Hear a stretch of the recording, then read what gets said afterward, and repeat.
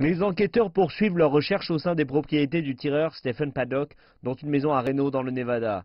Les autorités ont trouvé 5 armes de poing, 2 pistolets et énormément de munitions et d'appareils électroniques. La police a indiqué que dans la suite de l'hôtel Mandala Bay, depuis laquelle il a tiré sur les spectateurs d'un concert, ils ont trouvé des caméras vidéo dont une en lien à un chariot de service situé à l'extérieur de la chambre d'hôtel.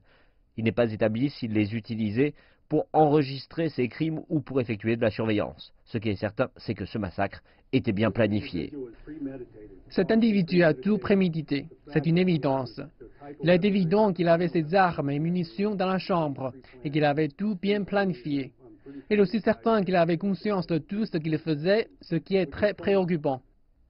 Des responsables des services de police ont également révélé que quelques jours avant la tuerie, Paddock a transféré 100 000 $ aux Philippines. C'est là que sa petite amie Marilou Danley est née et où elle se trouve actuellement. Je ne peux rien vous dire sur elle actuellement. Tout ce que je sais est qu'elle se trouve aux Philippines. Nous sommes en discussion. Actuellement, elle est une personne qui nous intéresse. Au Mandala Bay, l'activité revient à la normale, alors que quelques zones de l'hôtel sont encore interdites d'accès.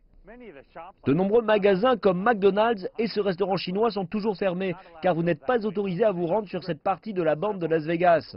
À plusieurs centaines de mètres, c'est là que le concert de country a eu lieu. Et de l'autre côté de la rue, à Mandala Bay, vous pouvez encore voir au 32e étage la fenêtre que le tireur a brisée pour tirer sur la foule. La police revoit les bandes vidéo, dont celle des caméras accrochées au corps de 67 officiers. Ils ont déterminé que le tireur a tiré durant 9 minutes. Et alors que les motivations du tireur sont encore un mystère, le shérif est convaincu qu'ils découvriront les raisons de son acte.